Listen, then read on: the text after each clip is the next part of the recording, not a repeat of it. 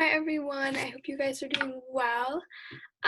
Let's go ahead and get started with our pre-recorded older kids session where we are going to be reading Out of My Mind by Sharon M. Draper. My name is Dia and I will be reading with you guys today. So let's get right into it. We're just going to start from where we left off, which is the middle of chapter 5, I believe. So let me just share my screen and we'll get started. All right. So we left off where it said Mrs. Hyatt was the first teacher to witness Sydney topple over. So just as a refresher, what we just read about was Melody going through all the different people in her room, in her class, and just talking about her experience as like a disabled individual and like the public school system, just how she's struggled and the people she interacts with on the daily, how they're treated differently, things like that. So let's continue. Hope you guys had a good week.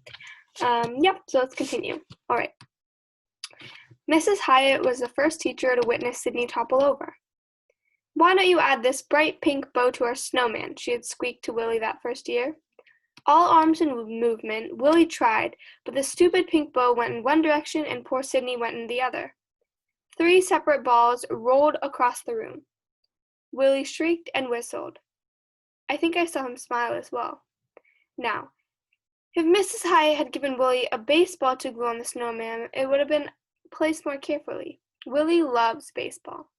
Our first grade teacher, Mr. Gross, liked to play guessing games. Willie just burbled as if the questions were about butterflies or boats, but watch out if the question was about baseball.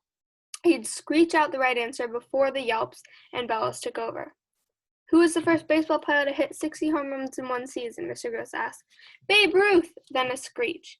Who broke Babe Ruth's record of 714 home runs? Hank Aaron! Whooping noises. And who is the all-time hit king? Mr. Gross seemed to be astonished at Willie's knowledge. Pete Rose, 4256. Eek! And he holds the lifetime touchdown record. Silence. Not even a squeak. Willie doesn't bother with football or snowmen. Sometimes when I look at Willie, though, I get the feeling that he really wishes he could be still and silent. I watch him as he closes his eyes, frowns up his face, and concentrates. For just a few minutes, he's quiet. He takes a deep breath like a swimmer coming up from air. When he opens his eyes, the noises start all over, and then he always looks sad. Jill uses a walker because her left foot drags a little as she walks. She's thin and pale and very quiet. When Sydney comes out for the season, Jill's eyes are almost blank. It's like the light has been clicked off. She cries a lot. Mr. Gross used to put decorations in her hand and try to make it easy for her to join in on the activity, but it was like helping a store mannequin.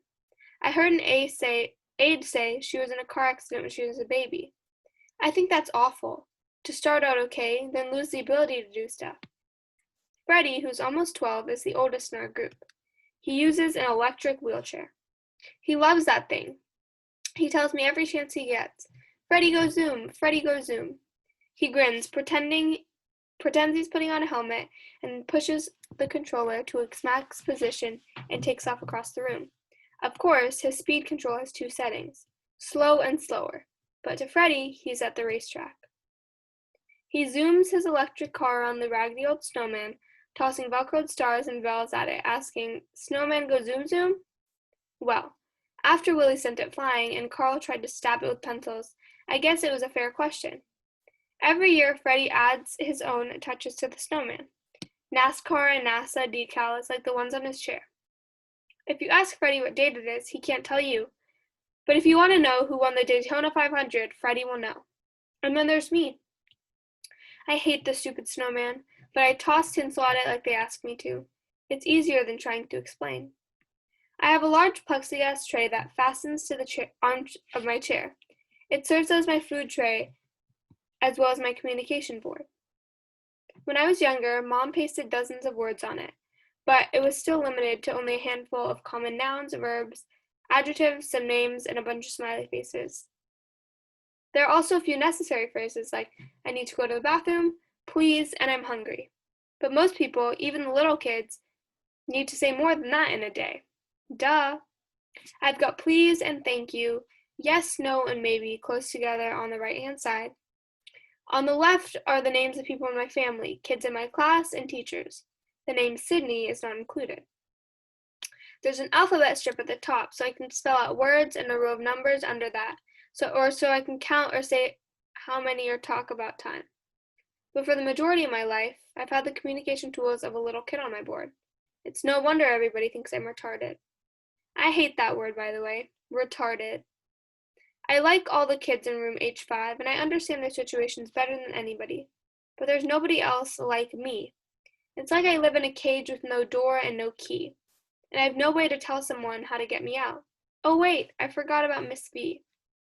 So I want you guys to just think of a summary because we're just finishing chapter 5. We're about to move on to chapter 6. So I want you guys to think about what we read so far in this last half of the chapter. Maybe go back and think about the previous characters that we talked about last week who were in room H5. Some people who are in H5 that we just talked about today. Things like that. I want you guys to kind of sum up what Melody's experience in room H5 is like, how she feels, what her setup is like, how the setup of people around her is like. Maybe talk about Sydney, maybe think about the deeper message of Sydney. Is Sydney some kind of symbolism? Is she just a snowman? Like, I want you to dig deeper. So I just want you to pause the video really quickly here, and we'll continue as soon as you're back and unpaused, and we'll continue with chapter 6.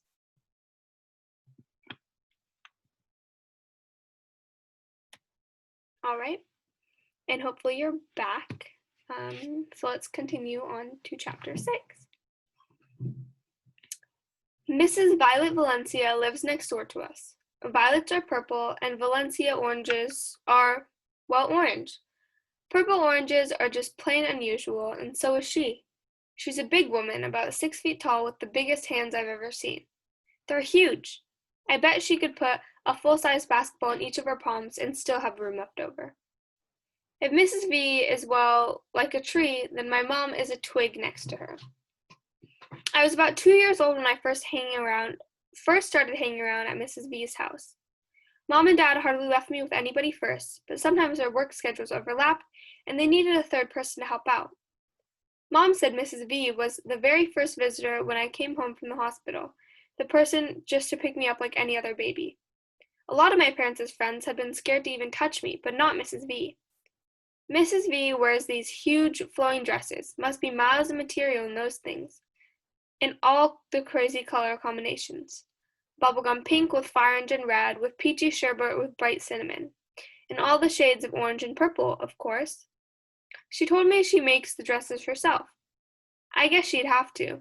I've never seen anything like them in any store in the mall, or in a hospital either. Mrs. V and Mom used to work together as nurses at the hospital. Mom told me the children there had been crazy about her. She wore the same bright outfits in the preemie ward, the kids' cancer ward, and the children's burn unit. Color brings life and hope to these children, she'd announce, boldly, daring anybody to disagree. I guess nobody did. I remember sitting on Miss V's porch for the very first time. Mom and Dad looked concerned, but Miss V held me tightly and bounced me on her knees. She must have a hidden microphone under those flowing clothes. She has one of those voices that can make anybody shut up, turn, and listen. Of course I'll watch Melody, she said with certainty. Well, Melody is, well, really special, Dad said hesitantly. All kids are special, Mrs. V had replied with authority, but this one has hidden superpowers. I'd love to help her find them. We can't possibly pay you what this is worth to us, Dad began. Mrs. V had shrugged and said it with a smile. I'll appreciate whatever you can give me. My dad looked sheepish. Well, thanks. And I'll get that ramp finished this weekend. I just need to make one more trip to the lumberyard. Now that will be a big help, Mrs. V had said with a nod. Melody can be a handful, Mom had warned. Mrs. V lifted me into the chair. I've got big hands. We want her to reach her highest potential, Dad added. Oh, gag me, Mrs. V said, startling him. Don't get bogged down in all those touchy-feely words and phrases you read in books on disabled kids. Melody is a child who can learn and will learn if she sticks with me. Dad looked embarrassed, but then he grinned. Bring her back in 20 years. You'll have her back home by supper time. So most work days I'd end up at Mrs. Valencia's place for a couple hours until Mom or Dad could get home. When I got older, I went over to Miss V's every afternoon after school. I don't know how much they paid her, but it couldn't have been enough. From the very beginning, Mrs. Valencia gave me no sympathy. Instead of sitting me in the special chair my little parents had brought for me, she plopped me on the back of the middle of the floor on a large soft quilt. The first time she did it, I looked up at her like she was crazy. I cried, I screeched. She ignored me, walked away, and flipped on her CD player. Loud marching band music blared through the room. I liked it. Then she came back and put my favorite toy, a rubber monkey, a few inches from my head. I wanted that monkey. It squeaked when you touched it, but it may as well have been a million miles away. I was on my back, stuck like a turtle. I screamed louder. Mrs. V sat down on the quilt. "Turn over, Melody," she said quietly. Sometimes she can make her voice really soft. I was so shocked I stopped yelling. I couldn't turn over. Didn't she know that? Was she nuts? She wiped my nose with a tissue. "You can turn yourself over, Melody. I know you understand every word I say to you, and I know you can do this. Now roll."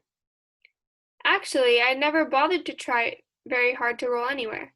If I'd fallen off the sofa a couple times and it hurt, so I usually just waited for Mom and Dad to move me to a comfortable position. "Look at how you're lying. You're already on your side, halfway there. Use all that screaming and hollering energy you've got to take you to another position. Toss your right arm over and concentrate." So I did. I strained, I reached, I tried so hard. I farted. Mrs. V cracked up. But slowly, I felt my body rolling to the right. And then, unbelievably, pop! I was on my stomach. I was so proud of myself, I screeched. "I told you so," Mrs. V said in her victory in her voice. "Now go get that monkey." I knew better than to protest, so I reached for it. The monkey was now only 2 inches from my hand. I tried to scoot. My legs kept doing the opposite of what my head wanted to do. I wiggled, grabbed a fistful of the quilt, and pulled. The monkey got closer. "You're a smart little cookie," Mrs. V told me. I gave the quilt another tug, and finally, gradually, I had the monkey in my hand. I clutched it, and it squeaked as if it were glad to see me. I grinned and made it squeak again and again. "After that workout, you must be hungry," she said. She fed me a vanilla shake first, then my vegetables and noodles. Mrs. Valencia always serves dessert first, and I always eat all my food, the healthy part and the yummy part too. It's our secret. Mrs. V is the only person who lets me drink soda. Coke, Sprite, Tahitian treat. I love the nose-tickling burp. Mom and Dad mostly give me milk and juice. Mellow Yellow is my favorite. Mrs. V even started calling me that. At Mrs. V's house, I learned to scoot and then to crawl. I'd never win a baby crawling contest, but by the time I was 3, I had learned to get across a room. She made me figure out how to flip myself over from back to front to back, and back to front again. She was tough on me. She let me fall on my wheelchair onto pillows so I could learn how to best catch myself. "Suppose somebody forgets to fasten that seatbelt of yours," she said in that voice that sounded like she was chewing gravel. "You better know what to do, or you'll bust your head wide open." I didn't want a busted head, so we practiced. She sent me back home. I told Mom I had a good dinner and a good poop. I have no idea why parents think that's so important, and wink at me. It was like her secret mission. Once school started, however, I discovered I had a much bigger problem than just falling out of my chair. I needed words.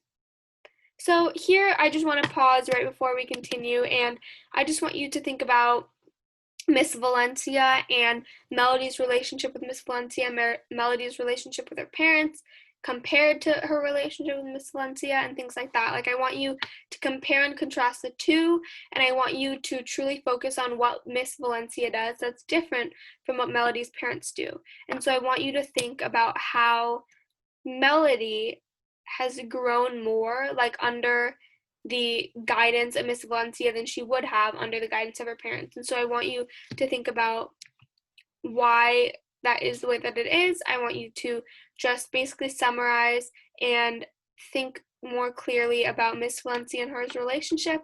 And so just pause the video, think about her relationship with Miss Valencia, what Miss Valencia is doing differently, as I said before, things like that. So just pause and then continue, and we'll continue when you're back.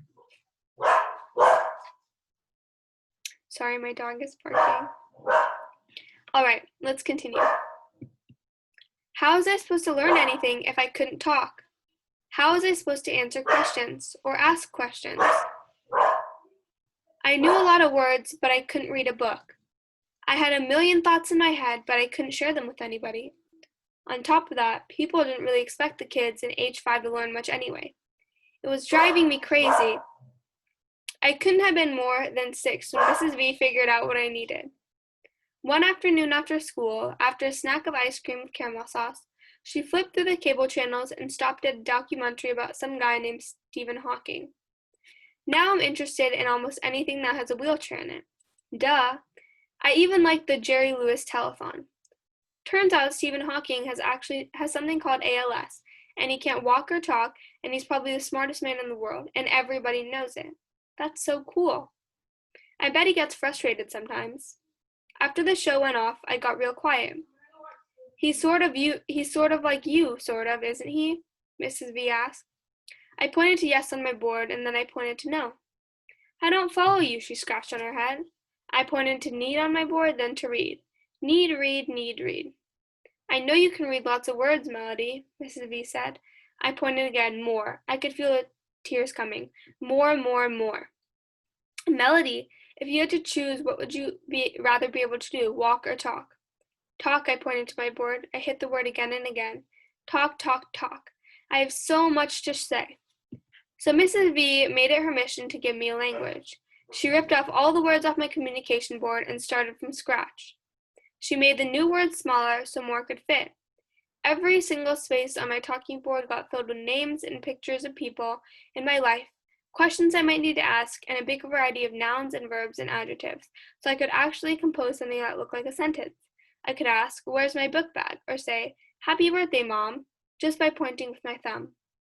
I have magic thumbs, by the way. They work perfectly. The rest of my body is sort of like a coat with buttons done up in the wrong holes. But my thumbs came out with no flaws, no glitches, just my thumbs.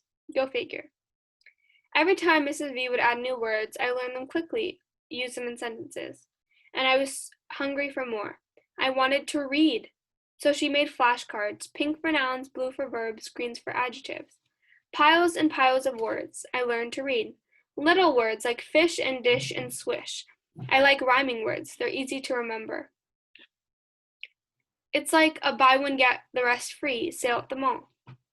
I learned big words like caterpillar and mosquito, and words that follow crazy rules like knock and gnome. I learned all the days of the week, months of the year, all the planets, oceans, and continents. Every single day I learned new words. I sucked them in and gobbled them up like they were Miss V's cherry cake. And then she would stretch out the cards on the floor, position me on a big pillow so I could read them, and I'd push the cards into sentences with my fists. It was like stringing the beads of a necklace together to make something really cool. I liked to make her laugh, so I'd put the words in wacky order sometimes. The blue fish will run away. He does not want to be dinner. She also taught me words for all the music I heard at home. I learned to tell the difference between Beethoven and Bach, between sonata and concerto. She'd pick a selection on a CD and then ask me the composer. Mozart. I'd point to the correct card from the choices she set in front of me. Then I'd point to the color blue on my board. Huh, she asked. When she played a section from Bach, I'd point to the correct composer, then once again touch the color blue on my board. I also touched purple. She looked confused. I searched around for the right words to explain what it meant. I wanted her to understand that music was colorful when I heard it. I finally realized that even Miss V couldn't figure out everything in my head. We kept going. Sometimes she'd play hip-hop music, sometimes oldies. Music and the colors it produced flowed around her as easily as her clothing. So now I just want you to think about how melody is progressing under the under the control, under the guidance of Miss V. So what is Mrs. V doing differently that her school isn't doing, that her teachers and parents aren't doing, that's making her grow so much? So I just want you to take a second and pause, and then we'll keep going.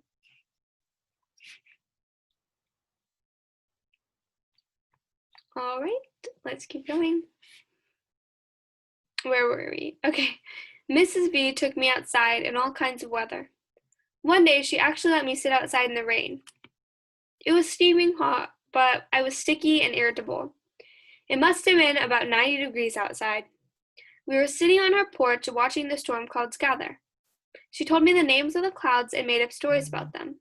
I knew that later she'd have the names of every kind of cloud on words for me. Okay, so now I want you to read these next two paragraphs until Miss V gave me a funny look right here. I don't know if you can see my mouse or not where I highlighted. And I want you to read these next two paragraphs in your head, to a friend, to a teacher, to a pet, to a parent, out loud, wherever you are. I want you to read them, and I want you to think about what they mean, and then in a couple seconds, we'll continue and we'll keep reading. So we just pause the video and then we'll keep going.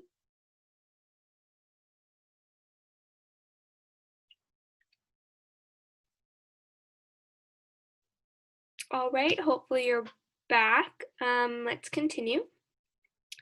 Big old Nimbus up there. He's black and powerful and can blow all the other clouds out of the sky. He wants to marry Miss Cumulus Cloud, but she's too soft and pretty to be bothered with such a scary guy. So he gets mad and makes storms, she told me. Finally, old Nimbus got his way, and the rain came down around me and Mrs. B. It rained so hard I couldn't see past the porch. The wind blew and the wet coolness of the rain washed over us. It felt so good. A small leak on Miss V's porch let a few drops of rain fall on my head. I laughed out loud. Mrs. B gave me a funny look, then hopped up.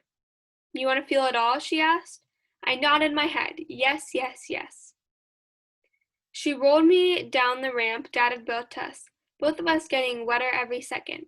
She stopped when we got to the grass, and we let the rain drench us. My hair, my clothes, my eyes. Sorry, my dog is barking. Sorry, she's barking, I don't know why. My hair, my clothes, my eyes, and my arms, and my hands. Wet, wet, wet. It was awesome. The rain was warm, almost like bath water. I laughed and laughed. Eventually, Mrs. V rolled me back up the ramp and into the house, where she dried me off, changed my clothes, and gave me a cup of chocolate milk. She dried off my chair, and by the time Dad came to pick me up, the rain had stopped and everything was dry once more. I dreamed of chocolate clouds all night. So now I want you to take a second, and now that we've come to the end of chapter 6, I just want you to think about Miss V's relationship with Melody, what special things they do together, why it was so important for Melody to be dry before her parents picked her up, how Miss V treats her differently than everyone else. I just want you to summarize this overall chapter. So it can be to a friend, a family member, a dog, yourself, anyone, but I just want you to take a second and just think about this chapter, and then we'll see if we have time to briefly start chapter 7. So just pause and then we'll keep going.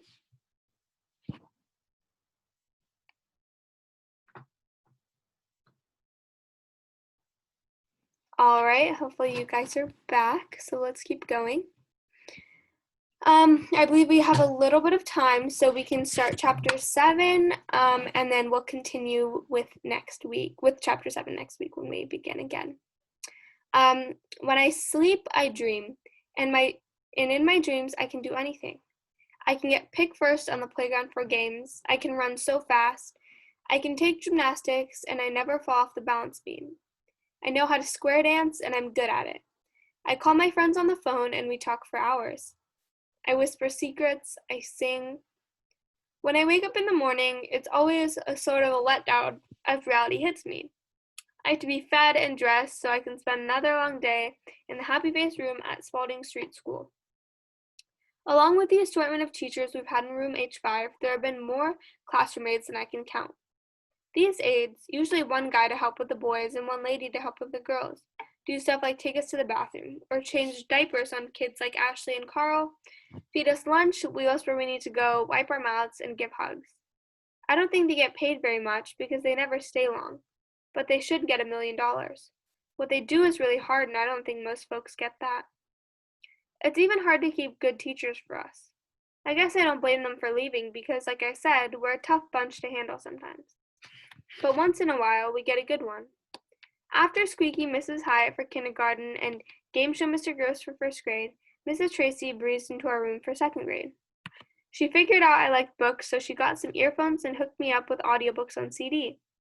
She started with baby stuff like Dr. Seuss, which my father and I had read when I was 2. So after I tossed this on the floor a couple times, instead of punishing me, she figured out I needed something better. I listened to all the Babysitter's Club books and those goofy Goosebumps books. She asked me questions after each book, and I got every single question right. Things like, which of these helped to solve the mystery? Then she showed me a pebble, a starfish, and an ink pen. The pebble, of course. She'd cheer after we'd gone through the questions, and then hook me up to another book. That year, I listened to all the books by Beverly Cleary and all the books about the Boxcar Kids. It was awesome. So now I want you guys to think about books that you read when you were about Melody's age, when you were around her age, maybe when you were younger, books that you're reading now. Just think about books and how if people were to ask comprehension questions about them, would you be able to get all of them? I know with some of the books I read, I wouldn't be able to answer every single question right. And so maybe that just shows us how even though Melody can't talk or walk and do certain things that we can do, she can be a lot more intellectually complex and things like that than we are. Just take a second to think about that.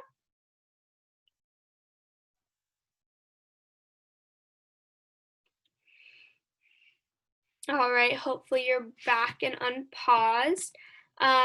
So next week we will continue with this line right here, the next year all unraveled. It was so good reading with you guys, and we will see you next week to continue this reading. And hope you guys have a great rest of your week, and we'll see you soon. All right, bye.